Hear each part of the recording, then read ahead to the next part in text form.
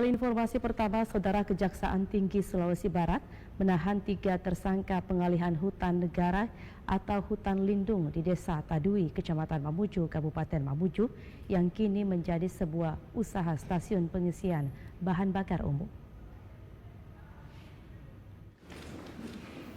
Kejaksaan Tinggi Sulawesi Barat menahan 3 tersangka dugaan penyerobotan atau pengalihan hutan negara menjadi kawasan hak milik di Desa Tadui, Kecamatan Mamuju, Kabupaten Mamuju.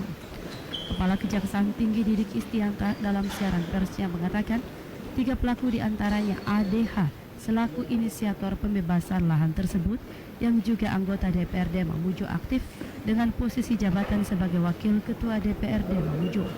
Tersangka kedua yakni AH, mantan Kepala Badan Pertanahan Mamuju, serta mantan Kades Tadui inisial ABE.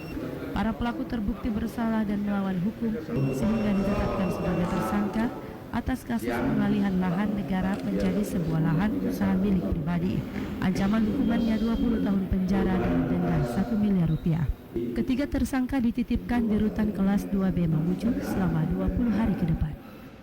Itu di Sulawesi Barat dalam perkara dugaan tindak pidana korupsi pengalihan hak pada hutan negara dengan fungsi lindung di lokasi SHM nomor 611 Desa Tadui, Kecamatan Mamuju, Kabupaten Mamuju, telah menetapkan 3 tersangka, itu satu inisial ADH pemilik SPBU dan juga anggota DPRD Kabupaten Mamuju, kemudian HN mantan Kepala Kantor Pertanahan Mamuju, dan SB mantan Kepala Desa Tadui, Kecamatan Mamuju, Kabupaten Mamuju.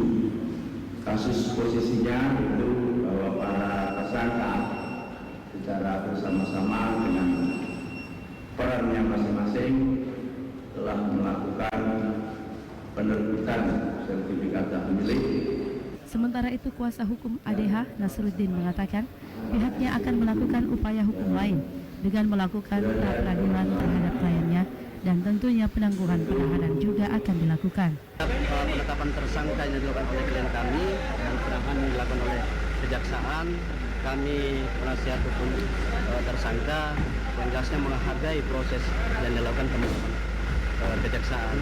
Namun sebagaimana ketentuan undang, tersangka punya hak juga dan hak itu kami akan gunakan.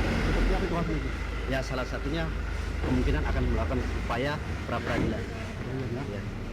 Atas perbuatan ketiga tersangka, kerugian negara yang dikumpulkan sebesar 2,8 miliar lebih. Dan kasus ini masih terus dikembangkan penyidik Kejati, Sulawesi Barat. Irham Hambali Mansur melaporkan. Saudara, seorang pemuda nekat mengakhiri hidup